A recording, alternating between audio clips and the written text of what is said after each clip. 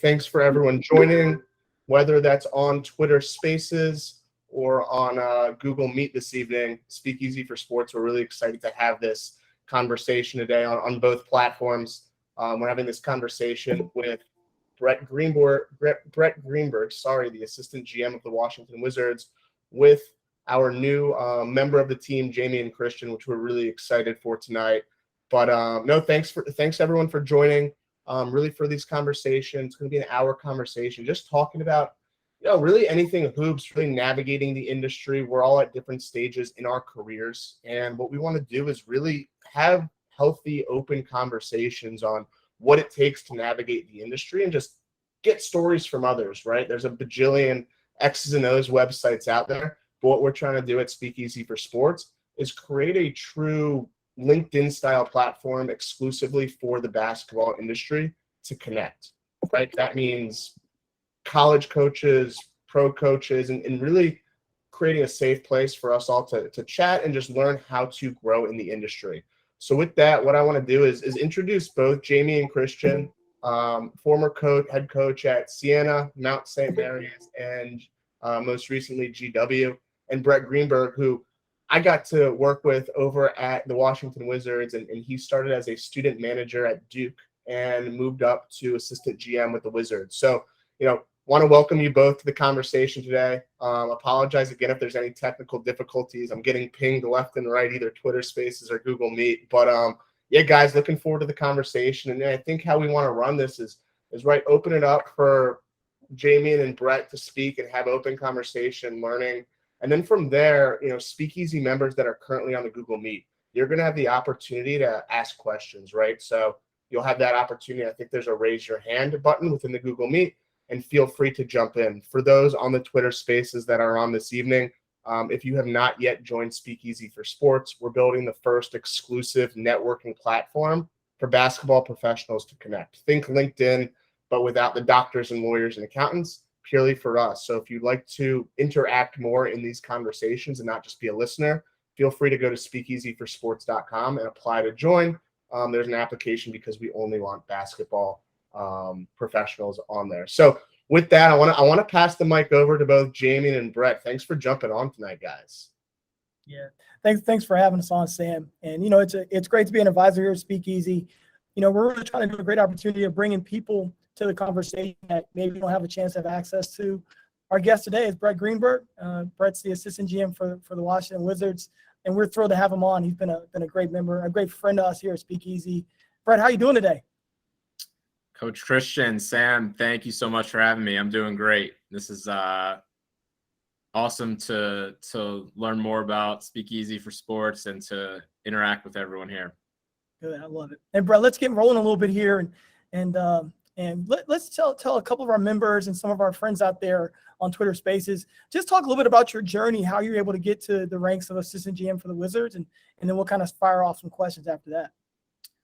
Yeah, for sure. A lot of luck, first off. I think there's, a lot of people that probably started with a similar path, and that we all love sports growing up, or I assume everyone here, loves sports in some shape or form. And I love basketball. That was by far, the biggest sport in my life, and reached the point basically JV where I was a bench warmer, like in 10th grade. And so kind of knew, playing wasn't going to happen. I wasn't any good. And so, but still kind of at that point was curious to think like, okay, if I'm not going to be a player, is there a way, loving sports and basketball so much, is there a way that could kind of make this, this passion potentially a career down the road? And at that point, I really thought I wanted to be a coach like you. And, and again, I was a end of my sophomore year of high school, but had kind of gotten different advice from a few different people. And some of the biggest advice that came back was be a student manager and try to pick up other things. And the one at the time, that everyone was talking about was film and learning to break down film. And so my junior and senior year of high school, I was able to be a student manager at a local Division III school. So I grew up in the Baltimore area, and was a manager. At the time, it was called Villa Julie College. It's now called Stevenson University. But the AD there, who was also the basketball coach at the time, Brett Adams, incredible person, friend of the family, and he gave me that opportunity. And so my junior, senior year of school, of high school, I was a manager for a Division III team. And then I knew wherever I went to college, I wanted, if possible, to be a manager there as well, and applied to a bunch of different schools, and ended up getting to Duke and enrolled there, and reached out to some people early, and they just kind of said, look for an ad in the student newspaper. Did that, and was fortunate enough to be a manager. And there we had jobs off the court and on the court. On the court, everyone knows kind of typical manager jobs in terms of wiping up sweat, setting up practice. And then off the court, everyone kind of had different jobs, whether it was travel. There was even like a practice statistics. There was, we called it nutrition, but it was like, all the food. There was equipment. And so mine was video, and that's where I learned how to break down film. And I was really lucky then. This is going to sound funny to a lot of people, but there was this like small Mac-based company then called Sports Tech. And they, at the time, I think when I started college, they had one or two NBA teams. The Sonics, I think, were the first, the Nuggets, and Duke just happened to be their biggest client. And this was, very lucky that this happened to be the technology that ended up taking over, NCAA basketball world, and, and the NBA world. And so learned that. And my junior year, I started studying the NBA salary cap. And that's kind of when the light bulb went off. And I was like, wow, like this is actually what I want to do, in terms of just the idea that there are these 30 teams that operate under the same set of parameters, trying to build a sustainable team, a sustainably great team that hopefully wins a championship or two. And I was just kind of obsessed with the mechanics of the cap, and knew that at that point that I wanted to be in the front office. And so my senior year of school, I actually just kind of focused on the video room. We had lost a bunch of people after my junior year who were up there. And then I also created an independent study on the salary cap with a law professor at school. And so this was right around the time when numbers were starting to just be around in the NBA, but people didn't really have that many teams didn't really have that many people in analytics positions. But I was kind of at that point selling myself to teams as, hey, I was a student manager, and I'm really interested in numbers, and I've been studying the NBA salary cap, and I've done video, and I think I was kind of naive at the time, because now I was front office focused by that time, and thinking like, oh, this would be great. Like, how many people know the cap coming out of college? And kind of most of the teams didn't write back. I was still doing like hand letters back then. And the few that did, kind of the feedback that I got was like, oh, that's cute. You think you know the salary cap, but you do have video experience. So, here, talk to our video coordinators. And that's ultimately how I broke in. I broke in with a video internship with the Miami Heat. I think really luckily they had switched to Sports Tech the year before, and they were like the 6th or 7th team back then. And they were looking, I think, honestly, for someone who knew it, that they didn't have to teach it to, is what I'll go with. But, interviewed down there, a couple other places that I didn't get hired, but interviewed down there and got the internship there. And it was incredible. The year I was there was Coach Spo's first year as head coach, and just, all the great people that I was around. And obviously Coach Riley was there still as president. And, I could go on and listing everyone. Dan Craig was kind of my boss, Rich Fernando. But spent a year there. And then I I grew up in Baltimore, grew up a Bullets Wizards fan, and working for the team, the Wizards, was like kind of always this like dream of mine. And so when I was in college, actually, the Wizards were down for a preseason game at Chapel Hill, and I met Tommy Sheppard at a practice with Ernie Grunfeld, and just stayed in touch with Tommy Sheppard the whole time, who at the time was still with the Wizards. And had reached out to him even when, was trying to break in, and they didn't really have anything that first year when I got the Heat job. But then when my Heat job ended, they had hired Flip Saunders, who, rest in peace, was an amazing person. And Flip was a big gadget guy, and he was switching them to Max, like, 1, 2, 3. And so Tommy reached out at that point because my internship was ending and was like, well, we're going to sports code and coach needs someone who knows it. And so, the Wizards probably were like the 9th team or 10th team or whatever to switch. And so I spent my first 4 years with the Wizards in the video room and, just loved it. And, fast forward 3 years from there, and they went from like 9 teams having sports code to 29. And now, most people know that Huddle bought them, and they're just, kind of running everything in the industry. So if I said now that I knew sports code and someone should give me an opportunity, I would get, laughed at. So again, kind of the timing and luck theme.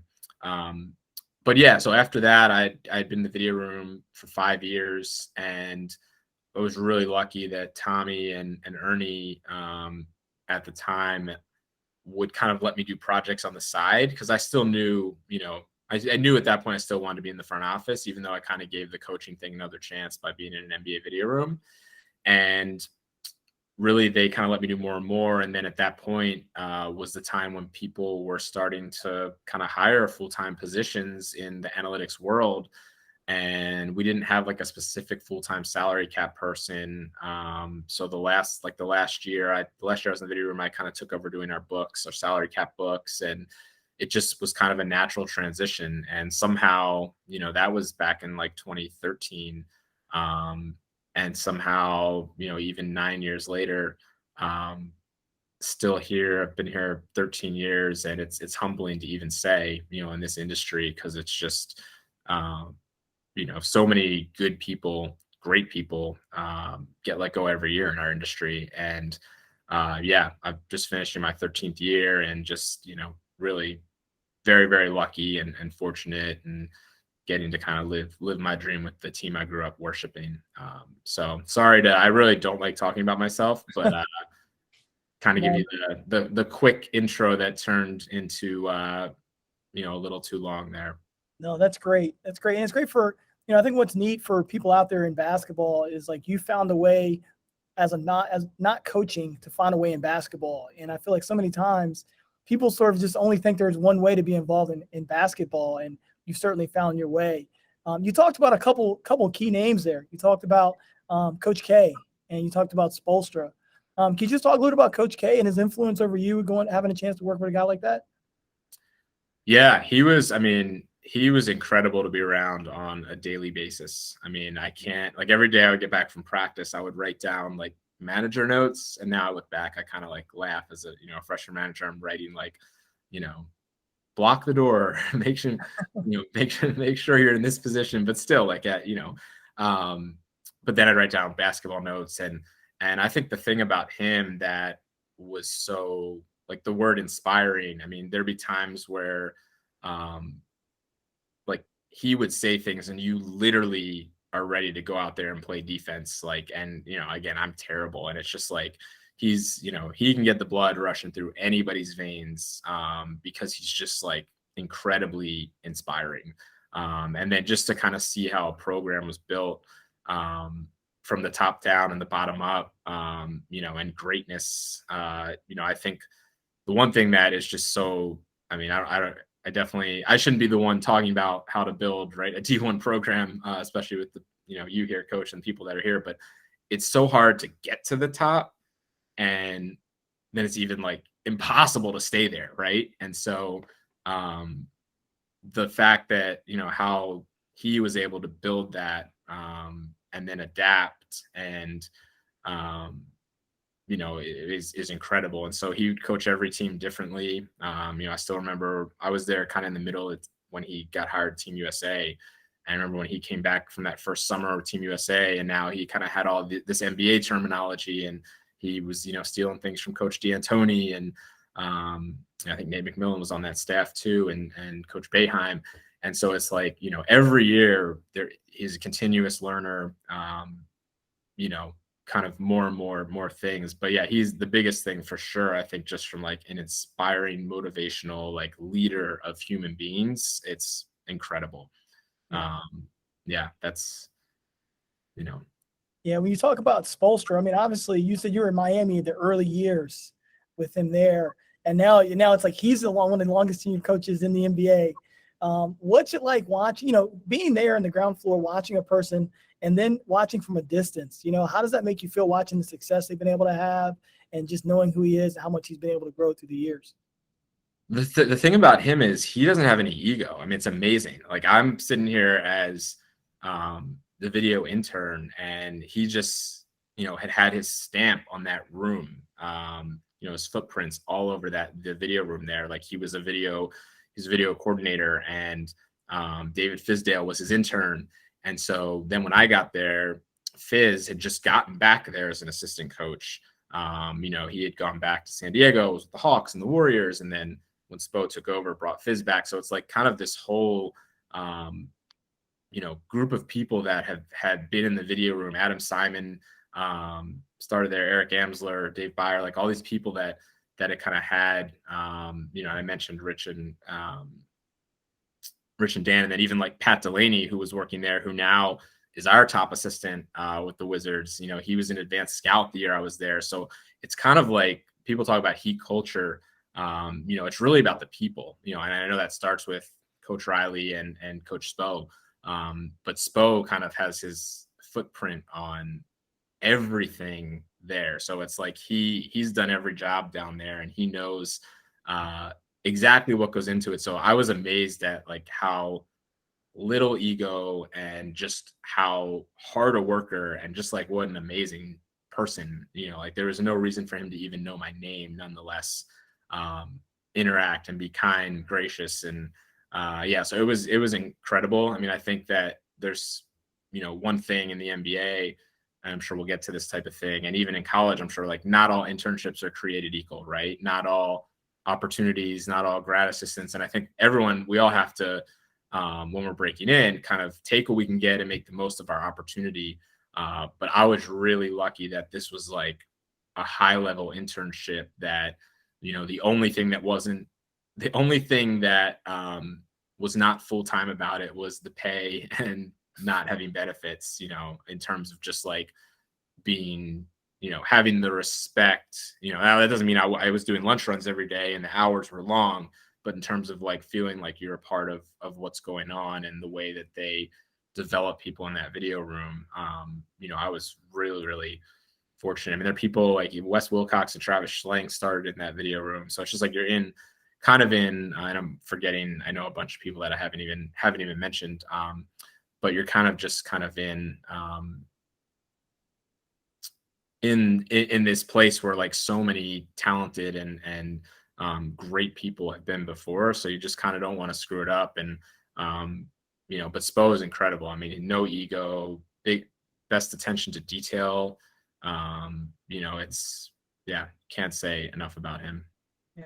And then, you have those interactions early on, and then you talk about a guy who I don't think gets enough credit is Tommy Sheppard. And Tommy's a guy who's like really given a lot of people opportunity, kind of thinks outside the box. Just talk a little bit about your relationship with Tommy and how it's been able to grow through the years, and, obviously him giving you an opportunity and allow you to come in there and be who you are and grow to the person that you are now. No, I'm glad you said that. I mean, I think I was just so lucky that, I met Tommy when I was in college, and he happened to be working for my favorite team.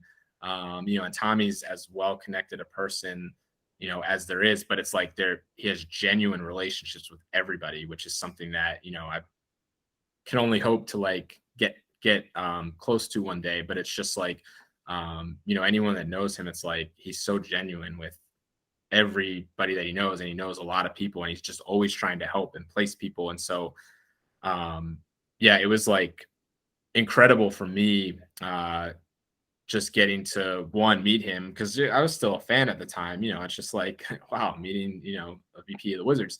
And but then just once I got there, he really took me under his wing, even though I was in the video room. And again, whether it was just teaching me about the business or the front office side and letting me just kind of do projects on the side that probably would have annoyed anybody else. Like, hey, what do you think about that? Yeah, and really like he's, the reason why I'm still here. I've just been kind of following his lead ever since. But I think like you kind of hit on it, not only the relationships, but just he's able to spot obviously talent on the court, but the talent that he's able to spot personnel wise in terms of like people to work with is incredible too, and there's so many people that he's over the years, some are still with us, some are other places, and people even way before I got to Wizards and with the Nuggets, and even before that he's helped. And so yeah, I'm obviously very, very indebted to him, and he's an incredible leader. So yeah, I mean, he's just, he's taken on a tough job there, and he's just done a great job. And I think he's just has such a great reputation for giving people opportunity. Like your story is obviously unique, but he's got a great, reputation for giving a lot of people opportunity and giving a lot of people chances. And seems like he's not afraid to listen to a lot of different perspectives in order to find a way to become the best they can be, which I think is really interesting too, because I think a lot of people go into a situation, they know how they want it done, and they're not willing to ask. It seems like he's got a great personality to ask guys and try to figure out more information.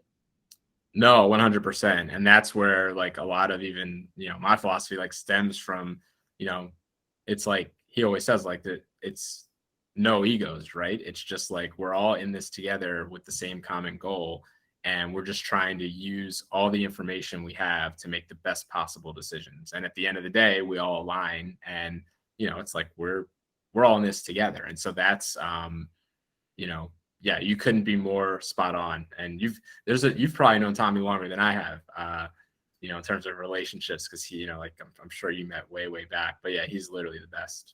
Yeah, I think what's really neat, you're talking so much about relationships, and then you're also talking about a specialty that you have with your ability to work through data and your ability to understand the cap. Can you just talk a little bit to our listeners just about how that, I feel like that's such a unique perspective that you offer.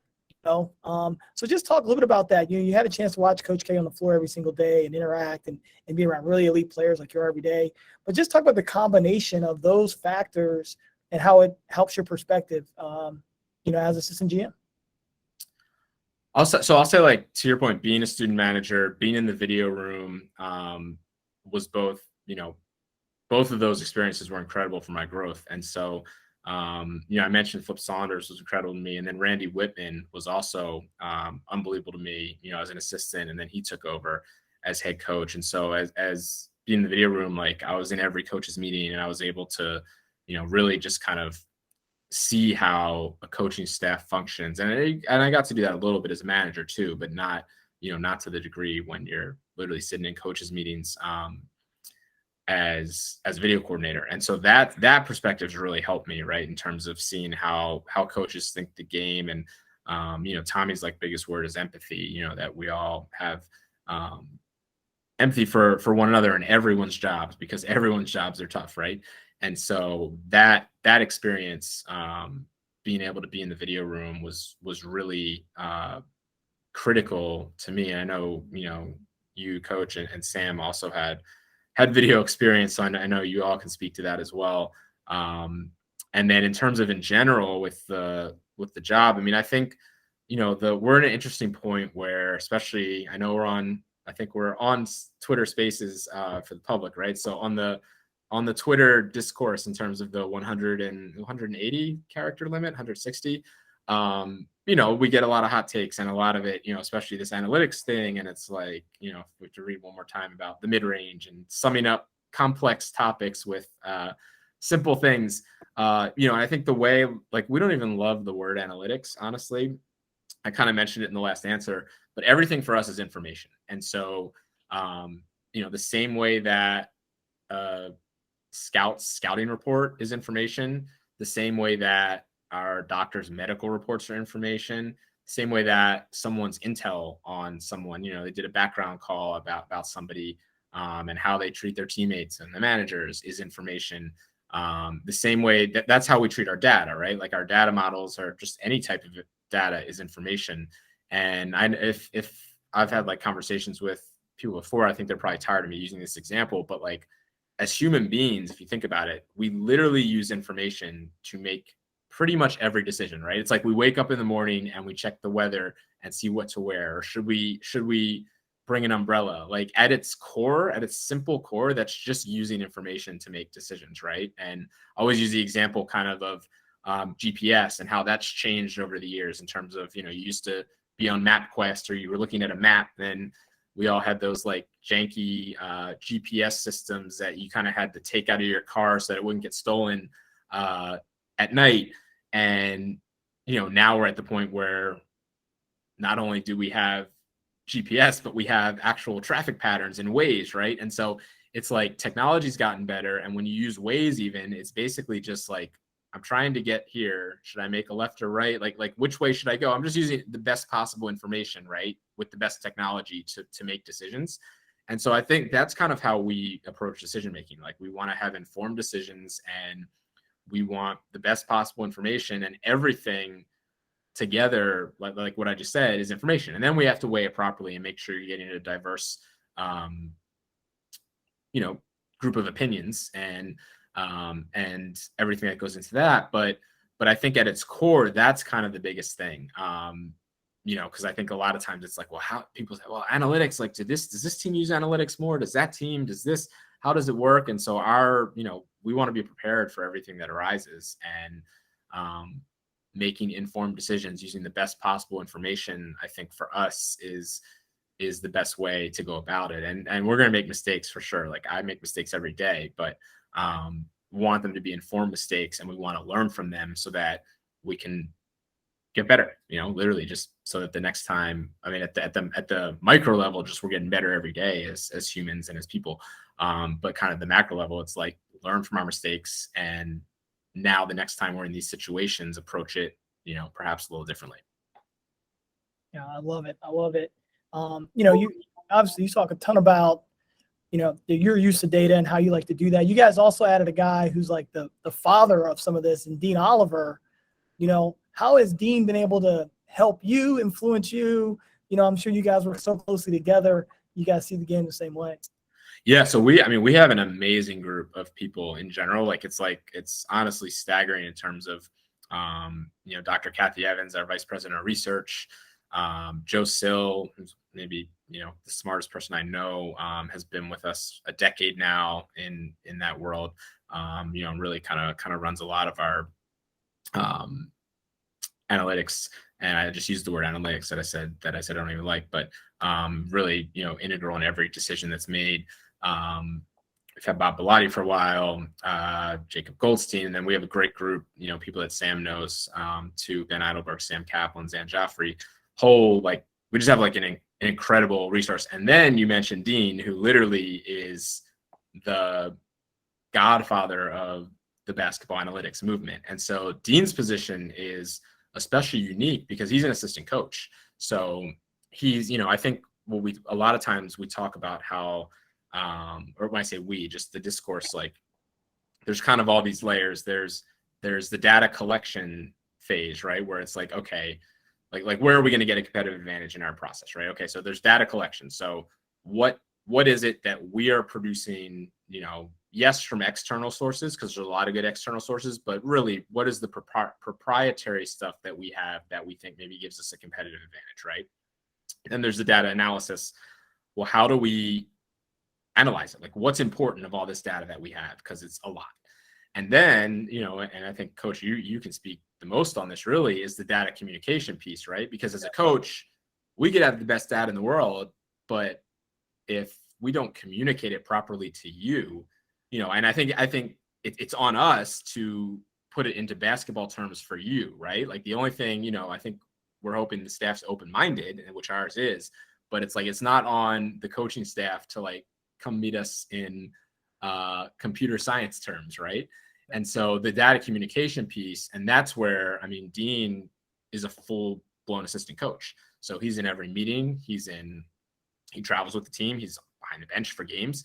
So it's like, one, I think a lot of teams do have somebody like that, but the fact that like we actually can have the godfather of, the movement, and the person, for those of you who don't know, like the 4 factors, Dean is the one that created the 4 factors, so the fact that with that person who really is like, the best possible data communicator person you could have, right? Is incredible. And so for me, like all the people I just named too, like I'm just learning every day from them. I mean, it's such a good group. And then we haven't even talked about like our scouting group and the rest of our coaches, but it's just like, I'm really lucky just to be around great people. And so Dean's role, my assistant coach, and then also in terms of that communication piece and going back and forth, working together closely with a lot of our group. And then, we're really, really fortunate to have him. And it's been really awesome selfishly, like for me to learn and our group to learn from him. But also just for our organization, it's just been incredible to kind of have that type of resource. Yeah, I would say, the data analytics and data communication part of it, it's for everyone. It's sort of like Moneyball, where Brad Pitt's like going to each person in the locker room and going to the batting cages and communicating to the scouts. And, so much of it is creating a level of buy-in for it, where everyone in the organization can understand why you're doing something and the importance of it.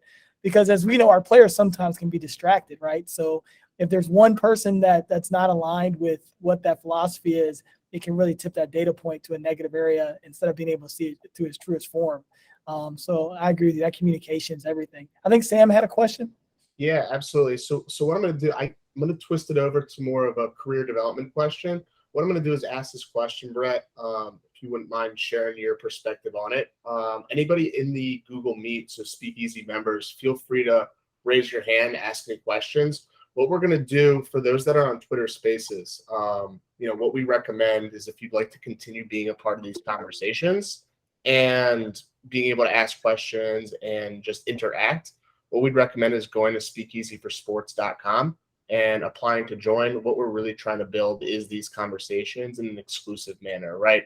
Love it on Twitter Spaces, but we want opportunity for those that are currently in the platform to join. So, what I want to do is, one question I have for you, Brett, is, I'm sure you get pinged every day by someone looking for a job. What are you looking for when someone reaches out for a potential opportunity, whether it's a video role or an entry level front office role? Is it someone that's a jack of all trades or someone that's a specialist in something very specific, right? You talk about data and analyzing information. Well, are you looking for something very specific like that? Or are you looking for someone that can get on the floor, can do all these different things and be a jack of all trades? So I know that was a bit long-winded question, but figure out to ask. No, that's a great question. I mean, I think a lot of it will be situational based, right? What is the role? What do we already have? What are we looking for specific to whatever position we're talking about? But I guess there's two main areas before getting to your question that we're going to look at, right? There's going to be the qualifications in terms of the experiences of this person and what they can bring to the table. And then there's going to be the person, right? In terms of like, what type of person is this? How do they work with other people? What have some of their past employers say about them? Can we envision this person, working with us together and bringing a unique, diverse perspective, but also, fitting into what we're trying to do too. And so those are hard things to filter out, right? It's just like, it sounds great, but there's going to be however many applicants for these positions, and you're trying to, people can kind of not fake resumes, but you can build up resumes. So to your point, I think there's certain jobs that lend themselves more towards specialists. Like if you can be a jack of all trades, but if a team is looking for a data scientist, right, it's probably not going to matter. They're going to need somebody who can, do that type of technical work. Whether it's a full stack engineer, front end, whatever they're looking for. If it's, someone in the video room, it could depend on the team. Like it could be a team. And this is again where, I say I got so lucky because right now, if I tried to apply for a video room job and I said, well, I know Huddle, sports tech, like I said, I'd be like, okay, great.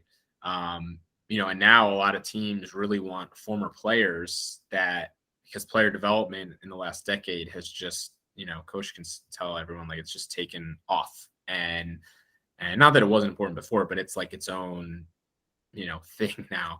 And so a lot of times there are a lot of teams that have like 3 or 4 video people, and they are also on the court. So they might be former D1 players or former, you know, whatever it is that, bodies to be literally on the court. And then they also learn video. So, if that's what a team was looking for, there's no way that it would work for me. And I'm not super technical, where if someone was looking for a data scientist, like, it's someone that had XYZ type of technical expertise, like I wouldn't be qualified for that. And so, so from a timing perspective, again, it goes back to how lucky I am. I think there's areas where there's specialists, but I think there's areas where, I always tell people I think you want to have as many things on your resume that just have nothing to do with basically scouting or saying, I know basketball. Right. And it's not that you don't. I think like I've said this before, like there are people literally in this chat, there are people on the spaces that could literally be the best scouts in the world. Like there's no way that I would be someone that would say, there's some people that are probably like, well, if you haven't been in the NBA 25 years or doing this, it's like basketball is also basketball. And there's some very, very, very intelligent people that are not in the business that have a great eye for talent. So that's not the issue. The issue is just that if you're trying to break in and you're 22 through 25 and your logic to a coach or to a GM is, I know basketball better than everyone. It's just everybody thinks that, right? And that's going to be a tough way to break in. So that's why it's kind of as many other things as you can have outside of that. And I'm not saying, look, there have been people that have broken in through writing detailed scouting reports, through getting detailed intel, through starting scouting services. Like I'm not saying that type of path's not possible, but I think when you talk about generalists, that's where it's like, okay, sports code huddle. Like I tell people, just go to your local, like if you have any connection to a local college or a local program, especially sometimes former players who are trying to break in, who, I get it, when you're playing, you're not going to be focused on, hey, what's our video software? Like, just go back to your college and like spend 30 minutes on the software. And then you can put on your resume exposure to huddle sports code, and you'll teach yourself the rest. Like, it really isn't that hard. Right. And so if you can add video, if, any type of team experience is good. I don't think it's, again, we talk about where I struggle, right? If I have to fight my biases because I was a student manager. So when I hear manager from someone, it's going to be like, oh, okay, well, that person knows what hard work is. That person's been around a team, and he knows that, coach comes in the day after a tough loss and doesn't acknowledge him. It's not like, what did I do wrong? It's not personal. It's just like, he's been around a team. You get it, ups and downs. Like, you're not, and so part of it, when we say like diverse perspectives, I have to fight that type of bias, right? But I do think having some type of team experience, it doesn't even necessarily have to be, I worked for a basketball team specifically this season, but working together with people, hopefully some type of sports thing, but maybe not, maybe it's something else, I think is important, some type of team environment, because in our industry, everything ultimately comes down to team, even if you're working siloed and working remote.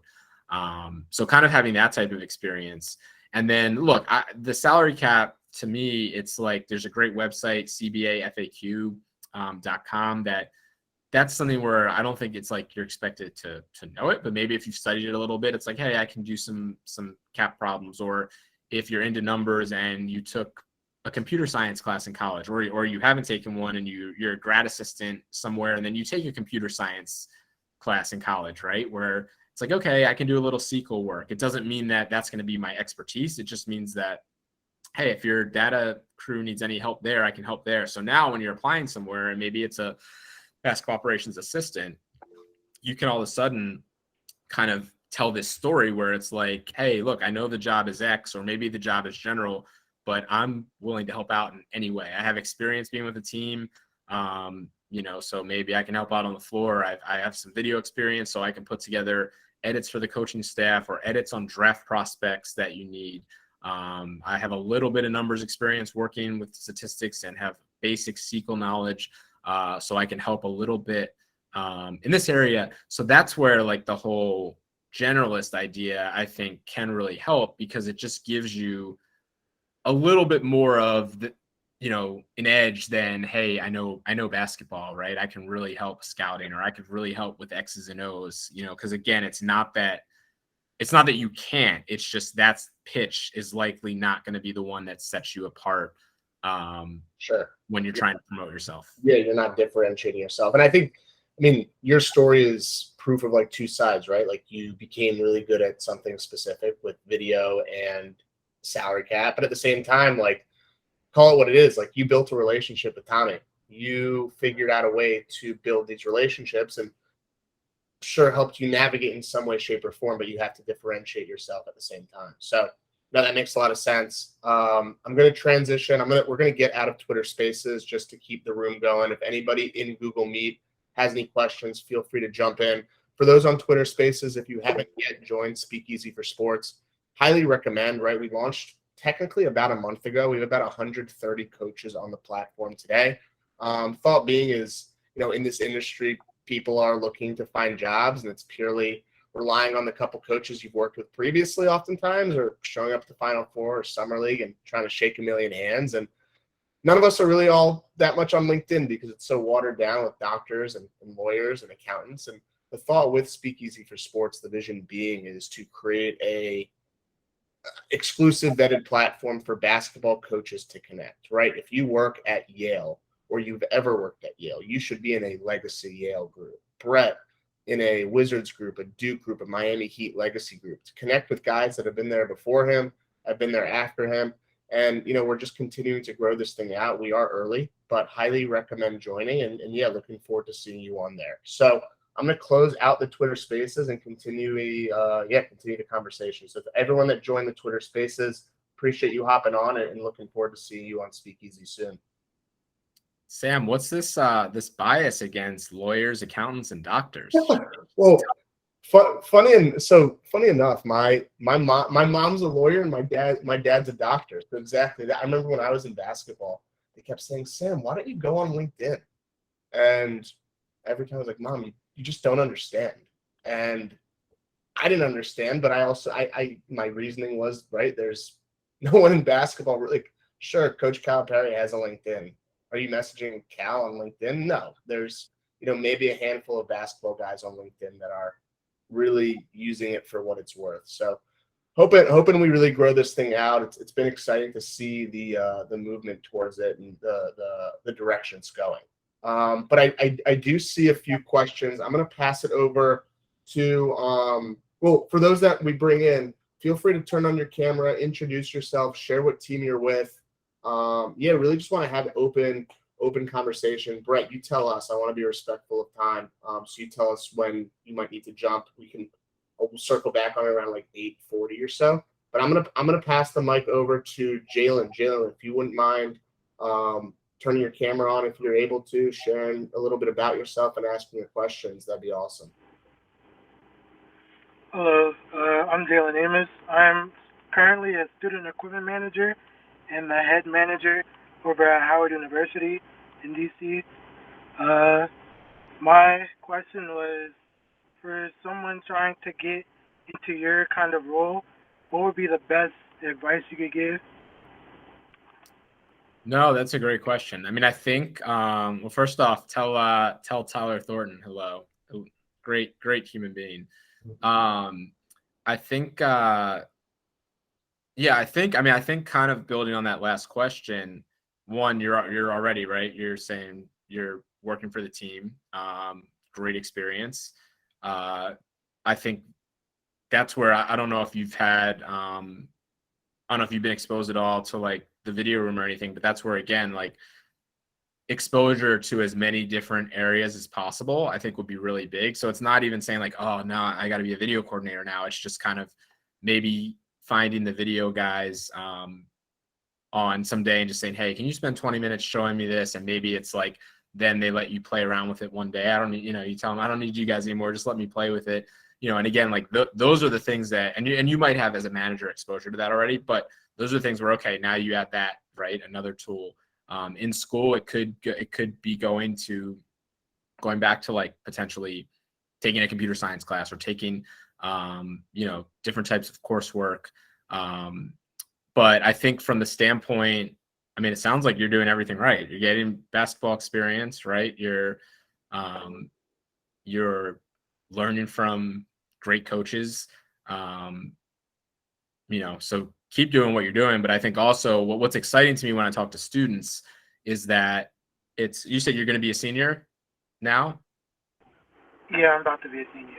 Yeah. So that's what's exciting because, a couple things. One, you're still really young. I think like a lot of people think, and I'm not, far be it from me to be the one to give like life advice, but it's just like, people change careers in their 30s, in their 40s, in their 50s, right? So I think there's this tendency, and I get it. Like when I was your age too, thinking, oh man, I'm about to be a senior. Like I'm old, and it's like a lot of people who want to break into the NBA or get, a job on a college staff, it might not be till their mid-20s, their late 20s, their early 30s, they're, who knows? So one, you're really young. Two, what's exciting when I talk to students though, it's that you really have, a year before you kind of join the workforce in some way, right? Or maybe you go back to school, but it's like you have a full year now to kind of be like, okay, how can I take the next 12 months to really, or 11 months to really like increase my skill set so that I'm a more attractive candidate than I am now for what I want to do, right? And so I think that's a big thing. And so, whether it's video, even other areas, I mean, there's so many different departments, to the NBA, right? There's even a whole business side that, marketing, tickets, things that aren't even fully, and this is all sports, not even just the NBA. The world of sports is so large. So I think just continuing to add however you can to what you're already doing, which again, you're already ahead of the game, right? Because you're getting experience, you're a student. So that would kind of be the best advice. And then the other thing, I just kind of tell people like start thinking what your priorities are, right? And there's no right or wrong answer. Like I think there's I always say this, like sometimes there are people in the NBA who say, well, you got to go live like Sam did in Reno for 5 years before, you even talk to me about a job. That's sacrifice. And it's like, okay, like I understand that. But everybody has different priorities, right? And so, whatever your priorities are, I always tell you, it could be you have to be in your family for whatever reason. It could be a significant other. It could even be like for your happiness, friends around where you are. No one can tell you, or it could just be, I need to be here. And this is why I'm willing, I will move anywhere, but it has to be for X, Y. Like no one can tell you what your priorities are. But I think when you kind of establish those, then you can kind of really hone in on, okay, now I can kind of figure out the job prospects, and the one thing I tell people is like, okay, well, if let's say you really want to stay in DC or you want to go to New York, your friends in New York, whatever it is, if it's like, okay, well, I got to be in New York because of XYZ, great. But if it's like, well, I got to be in New York and then I got to be with an NBA team and I got to be in basketball operations, then it's like tougher, right? So if it's like, you kind of have to, whatever your priorities are, whatever everyone's priorities are, you then have to kind of adjust your job scope accordingly. But if you said, oh, I got to be in New York and I got to be in sports, it's like, oh man, well, there's a ton of things we can do with that, right? There's marketing, there's league office, there's agencies, there's sports technology, there's teams. It's like all of a sudden, there's a million different things. So I think kind of figuring out like, these are my priorities. And then as you continue to add to what you're already doing, you just continue to put yourself in the best situation. But I wish there was a magic I wish there was like a magic step, again, like when I look at how lucky I was, the thing that I think is tough is there's so many people that just need that one break, right? It's not even, again, like I'm really fortunate to still be here 13 years, like for sure, but it's not, unless I go off the rail, it's not like you break in. It is hard to stay in initially to go from internship to full-time, but once you're full-time, assuming you just stay who you are, like that you're not just going to become lazy or whatever, you hope that it's like this dream ride that now at some point you feel like this is a career, right? So there's so many people that it's not even like, it's like, oh, after year 6, now it's time to bring new people in. After year 7, again, at some point luck runs out for all of us. But my point is that there's so many great people that just need that opportunity, that one opportunity. And that's where like I feel, because there's only so many jobs open, and I know what that was like to break in. And again, like I was only without a job for like 4 months after school. And so, until September. And I know how that felt. So I do really, try to have as much empathy as possible. It's not easy, especially given that people just need that one break sometimes. But I think keep doing what you're doing. And yeah, there's just no magic. The teamwork online site actually is good if you're not on that. It's just www.teamworkonline.com. Not all NBA jobs will be posted there. And sometimes a few will be posted because of company policy. They have to be posted. And in terms of like other teams, they have to be posted, but they're already going to somebody. But when we post jobs there, it's pretty genuine. But even like this year, it's hard because everyone's writing about entry level for us. And we started a new entry level program last year that something we're really proud of, called this Monumental Basketball Associates. Literally, in like all my time here, it's like one of the things I'm most excited about. And it's great. The downside for people who want in is that it's a 1 to 2 year program, and it seems like we're keeping everyone. They were all so good. It seems like we're keeping everyone for year 2. So it's like, and there just aren't jobs available right this summer. And but any jobs that we have open, we'll post there.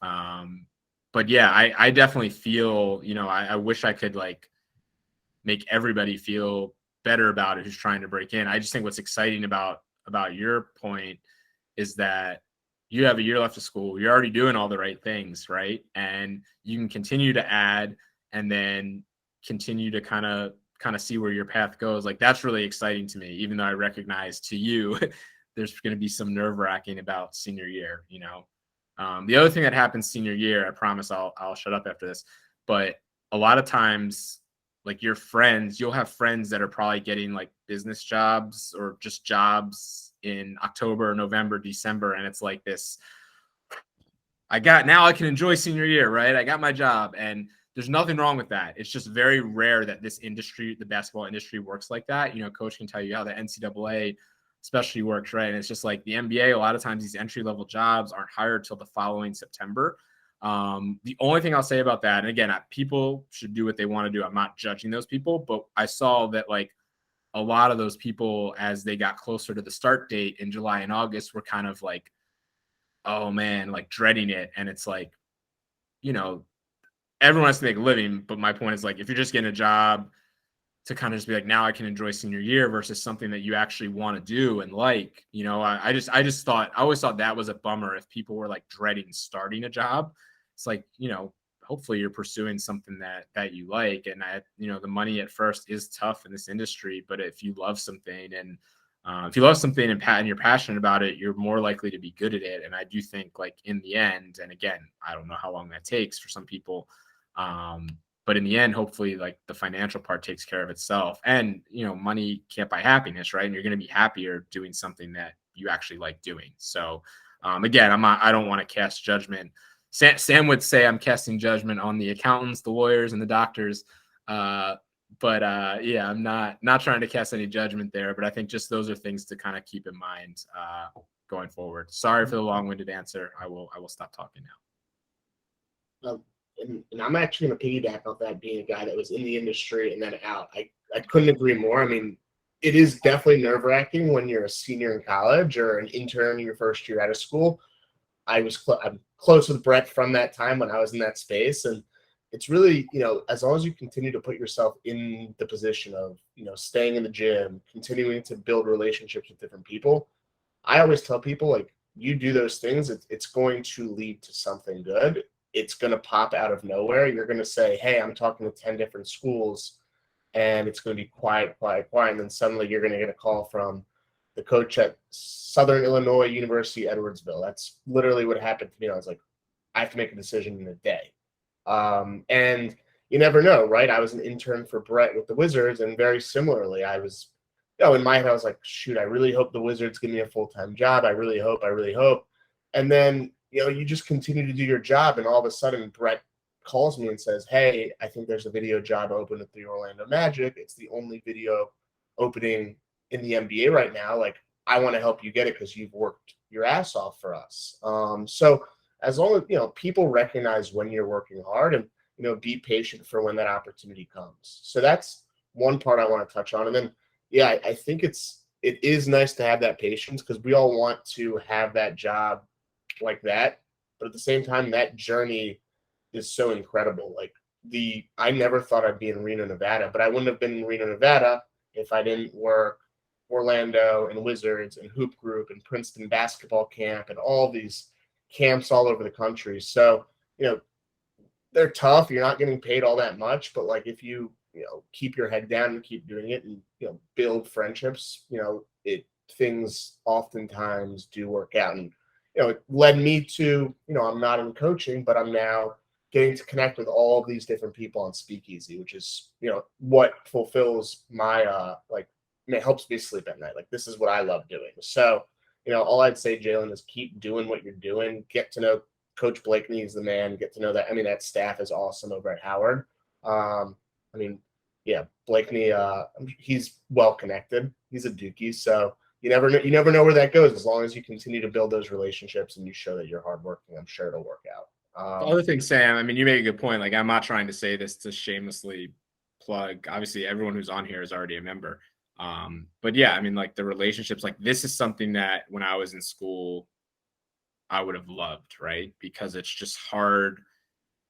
Yeah, it's just hard to find like this level of detail in terms of, and when I say this, not listening to the adult version of myself, just being able to connect with everybody who's here, right? Having this type of outlet, because I think, like-minded people are just people who are interested in some of the same things, but just kind of having this outlet to communicate, one, what might be available, two, just help each other, get advice, and then three, the relationships. Like you just never know people that you'll meet that will end up being in touch. I mean, they're jobs that I didn't get my first couple of years when I was interviewing either for an internship or full time, but I stayed in touch with the people that I interviewed with, and they're people now that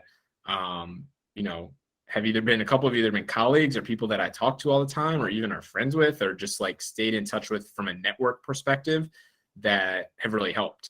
So yeah, this is when I was in college, I would have died, even coming out, and even 3 or 4 years ago, and even now it's great, but I just would have, like, every step of the way I would have died to have something like this available. And I promise I'm not shamelessly just doing that to plug Sam.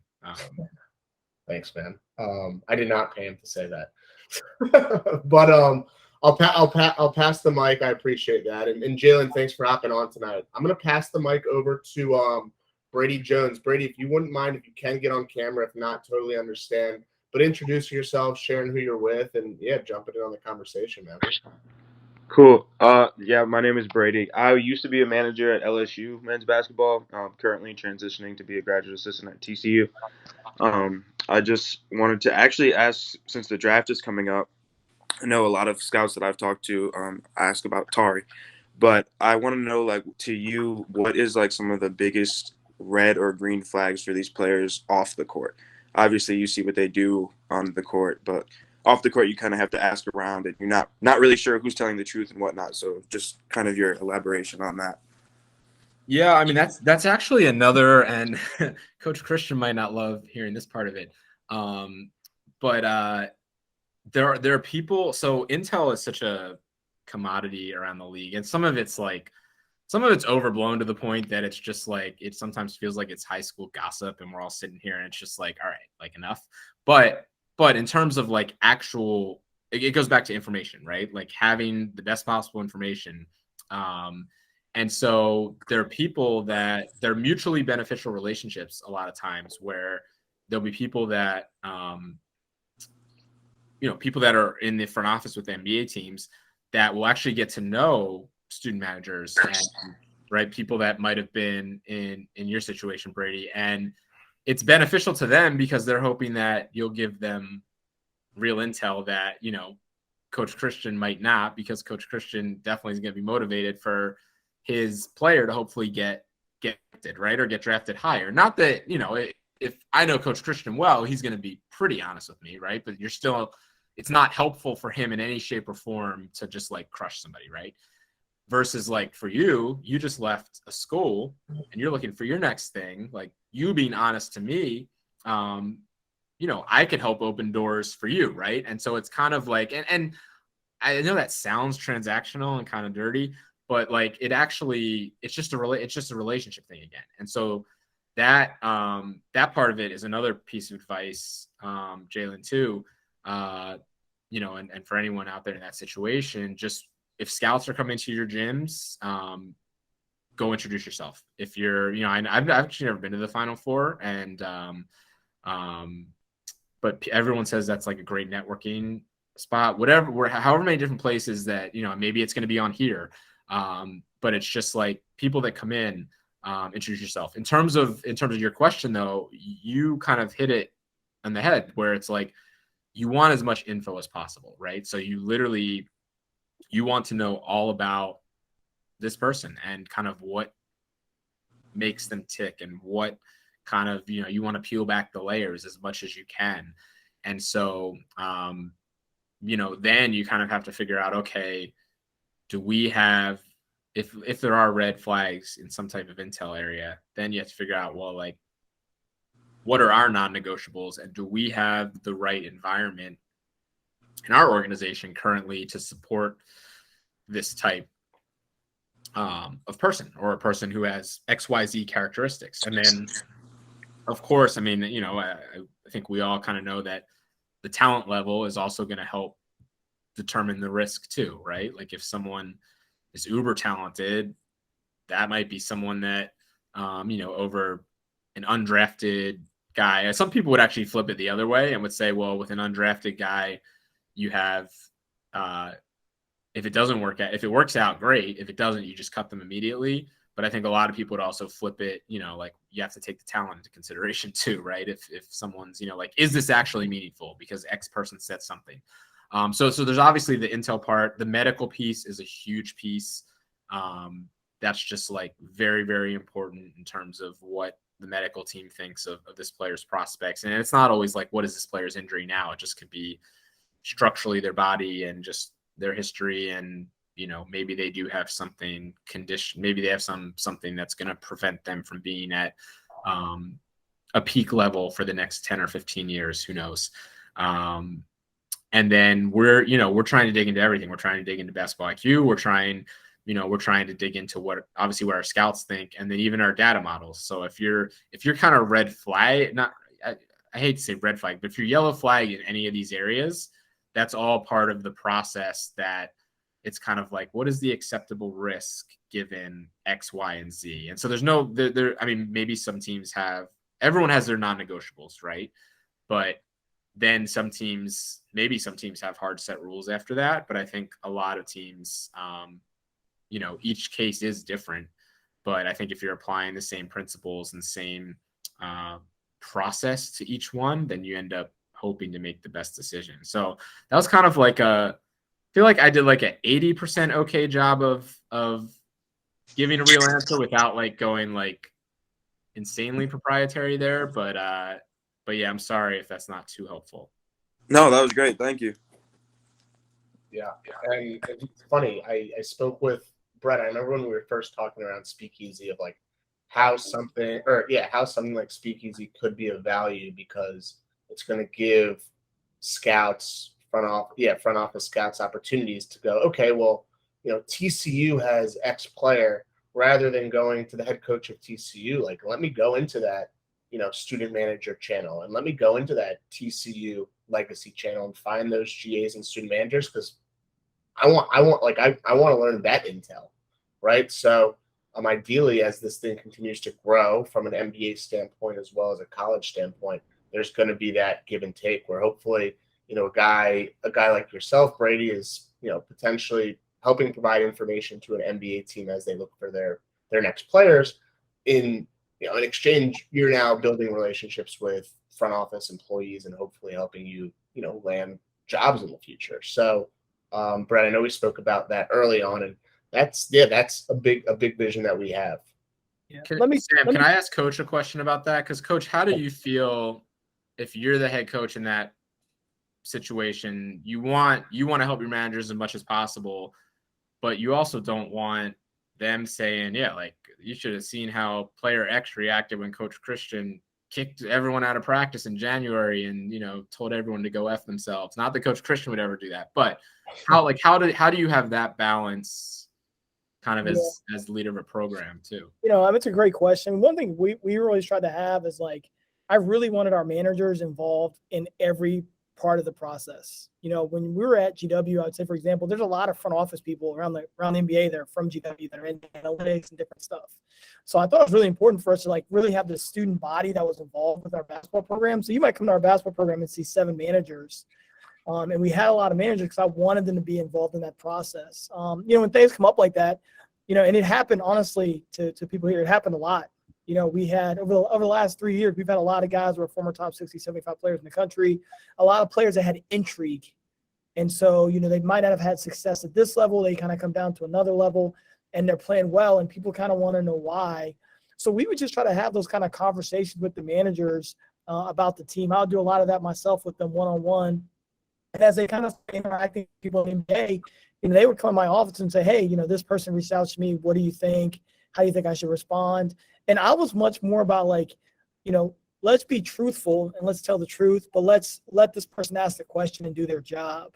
And so we would kind of go through a scenario in the office, and I would say I'd ask a question to the manager and just kind of let them practice how they should respond. And because I think honesty is important. The reality of it is we all want our friends to do well. So if we have a relationship with a team or people from that team, we want to make sure they have the right information, but we don't want to squander the opportunity for a person. The reality of it is, like you said, it's just information at the end of the day. And there's very few things of the guys that we had that would come up that would really give a guy no chance. So I think the way I would handle it, Brett, is if someone asked me a question, I would say, well, how do you feel about this? Or how do you feel about that? Or what's your organizational stance with these things? And just get more understanding of what they were looking for. Sometimes these teams don't care about some things as much as other teams. So, just understanding that and just trying to instruct our managers to be open and honest as well, but doing so at a level of professionalism. I think one of the things that happens sometimes with managers is, they may be talking to the assistant GM of the Wizards, but, as you're in, you don't always equate it to the level that it should be. And their title, you should understand their title and what they're for. But again, having the chance to be honest, I never had a problem with it. I encouraged it. You can come into practice, you can talk to anybody you want to talk to and dig any way you want to dig. Thanks for that, JD. Awesome. Well, what I want to do is I think we'll go. Brett, you have time for one more question? I'm okay. We can go. I mean, I just have more film to get to, so it doesn't bother me. We can keep going. Awesome. We'll get one more, and I think Caleb had a question. Caleb, if you wouldn't mind, I know you introduced yourself before the call, but if you wouldn't mind jumping on and introducing yourself, thanks for hopping on, man.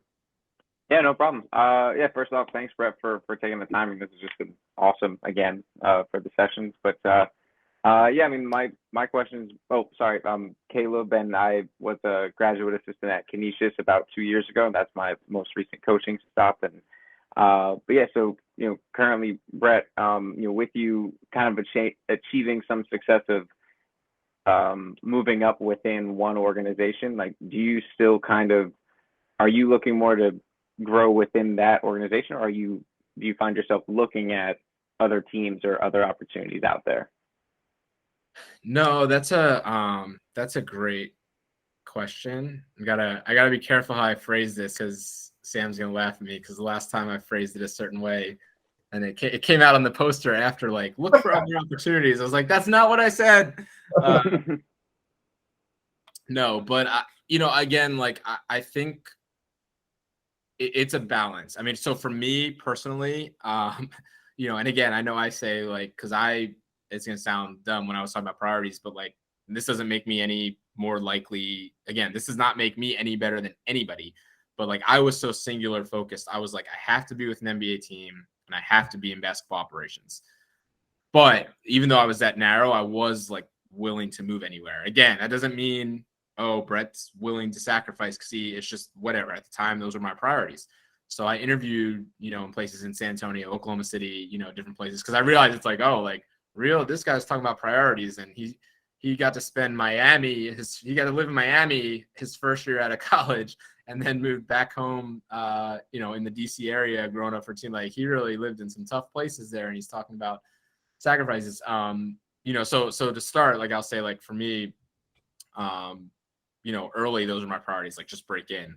But I always was looking for a path back to the Wizards if I could. And I've just been so lucky. I mean, I don't, my mindset has always been like, just put your head down and work, and the rest kind of takes care of itself. And some of that I think came from that, like, okay, at what point is this just like a dream ride that I can actually, instead of like worrying that the dream ride is going to just come to an end, I can actually say like, this is starting to be my career.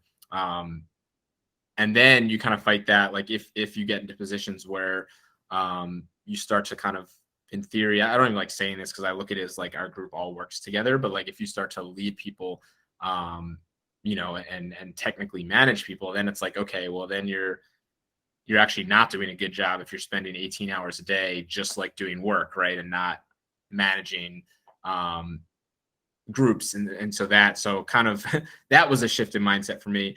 But in general, like I don't think about, like, I've always just thought about just like crushing the job that I currently have.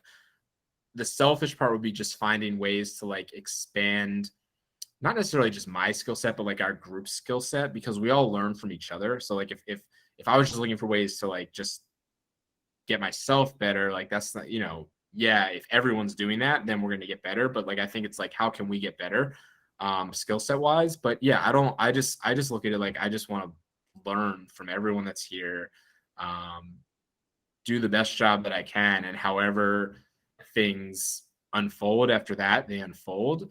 And again, but I also recognize from my perspective that I'm in a great place. I've been really fortunate. And I also like have had really good, I was in the video room when a coach was fired. I was in the front office when our president was fired. And so it's like, and I've been really fortunate to stay here and still have career growth. And it doesn't happen a lot. So, I also, my point being, like, I recognize that when situations happen where people are not learning still or growing, like if you feel like you're in a place where you're not still learning and maybe people aren't invested in your growth, I do think, look, you have to look out for yourself because no one else will. And I think that that can be if you just take it as I'm looking out for myself, that can be a dangerous mindset, right? So it's like a balance between, like, especially when you see like the ship. So I've seen it where people think the ship is sinking and then they just get selfish, and it's like, that's where things can really get bad. And then you don't even think about it, but like your future reputation, like things like that can be affected. But I also have seen people be in scenarios where they've just been like good soldiers for however long, and it's been great. But at the same time, like, I'm like, well, do you have people looking out for your interests too? Like, are people? So I think it's a balance, again, for me, like, I've just been so lucky that it's just literally like, do the job. And, for me, it's like, help support Tommy, help support our group, grow our group, get better every day. Like, I do think, we talk about like promotions and money and titles and money, and like people think of that as growth. You put that on LinkedIn, and I look at that as byproducts of growth. Like, I think growth is skill set, right? That's like the long term. Like, are you learning every day? Are you growing your skills? Now, I realize that's also very convenient for someone that has a title like I do to say. And I'm not saying that titles don't matter. I'm saying that just in general, if that's all you're going for, I think you're kind of missing the boat. So I think a lot of it's like, am I learning every day? Am I growing? Because you can if your skill set keeps improving and you're learning, you can skyrocket in title and money eventually. Versus if you're just like worried, like, oh, is my title improving for my this? Again, not saying it's not important. I'm not saying you should work 12 years and not ask for a raise and not kind of say what's going on. But yeah, it's a balance is what I would say. I think you have to look out for yourself, but I think you also have to be doing your job every day to the best of your ability. And I think if there are ways, like if you're just meeting new people, right, that's not threatening to anyone. If you're in platforms like this, trying to learn, trying to get new ideas, you just don't want like your current bosses ever thinking that you're focused on the next thing or you're trying to get out. In reality, you should be having discussions with your bosses, just kind of talking about like, what's next for me in terms of like, how do you think I did? Feedback. What do you think is next from a growth standpoint? What should I be doing? How do you envision, and those conversations should be happening at least yearly. And so I would say for people, if you're not in those situations where you feel good about that, then I do think it's fair to kind of start to think about what's out there. But still always, whatever job you have, you always want to do a good job. And so it's just a tricky balance. I mean, I think, loyalty goes both ways. It's funny. That's what, Wes Unseld Jr., who's now our head coach, I always tell him, like, he taught me two things back when I was younger. He was an assistant coach my first 2 years with the Wizards, and he'd take us to lunch, and he'd pay for lunch every day. I'm like, this is ridiculous. Like, I know I'm whatever. And, the two lessons I always, like, when he left, he's only there a couple of years, and now, it's come full circle. He's back as our head coach now. But he always said, hey, you don't worry. Like, you have to let the people, who are older, wiser, who have more experience, who are taking care of you, you have to let them take care of you. But then when it's your turn, you have to take care, of the people that are coming up in the next generation, and you'll see, you'll do. So don't complain now. And then he also would always say, like, loyalty goes every way. Like, it's both, you have to be super loyal, but people have to be loyal. So I think when if you really feel like you're not feeling that, I mean, it's hard. It's difficult for me to explain even, because I think we're all conditioned. The hope is that we're all in good spots, and that you have people that are looking out for your growth. And again, like, that's growth of skill set to me most. But yeah, if you're not, like, I'm not going to sit here and say, like, just put your head down and for sure, like, don't worry about anything else and it'll definitely work out. Like, I think you also have to take control of your situation too. You just don't want to do it to the detriment of, I mean, Coach, you can probably explain it better. Like, if you have people that you feel like aren't all in, or are looking elsewhere, you don't want to be looking towards your next job when you're at your current job, no matter what the situation is, right? Yeah, I would say the world finds you when you're putting your head down and doing the best you can with where you are. And I think sometimes people get so caught up in looking for the next thing that they don't learn the lessons they need to learn in the moment that they're in. I think if you're able to do that more times than not, by doing your job really well and meeting new people, your network expands, you have great opportunities that kind of present themselves. Because people always notice the hardest working person in the room. If you're in a restaurant, a crowded restaurant, and something happens, you're going to notice the hardest working person in that restaurant. You're going to notice whatever employee that is, that's the hardest worker. And so really diving into your work and trusting in your ability, I've always felt like gives you a great chance to expand yourself and expand your network. Instead of just trying to hustle all the time and network, do the job well, and allow that to open doors for yourself. Obviously you don't want to hang on too long, but there's been a lot more people that left too early. I mean, when you listen to all these great like products like Pepsi and Coke and Chick-fil-A, there's been so many people that left those opportunities before it really hit because they're worried about the future instead of being locked in and finishing and seeing something through. Coach, how would you, like, the situation that I was having trouble describing? Because obviously you're looking out for your people, right? Like, that's who you are. That's how you operate. How would you describe the predicament, maybe, if there's people that have been in a situation where they feel like they're putting their head down? Because we all network, we all talk with people around the league. Like, I know people with other teams that sometimes feel this way, feel like they're putting their head down. They know they're lucky to be in the situation they're in theory, but they also feel like maybe someone's not looking out for them. Yeah. And I don't know, Sam, I don't want to put Sam on the spot, but, like, there might have been a spot or two that, maybe Sam felt that way in his journey. Like, how would you handle that situation? Because I think if people know they have, like, a leader like you, right, it's never going to be a problem, right? But and I'll say, I'm not trying to cry. I think leading's hard. There can be people that feel that way about me. I hope not. But I think we all get in the throes of the emotion day to day, and it's like we forget that we're here to, like, get better and grow our people, and the results hopefully will take care of itself. Anyway, I would say, here's the challenge. And for me, I was a guy who wanted my people to grow, learn, and whatever opportunity presented themselves. Like, I look at loyalty, it's a two-way street. I'm loyal to you, you're loyal to me.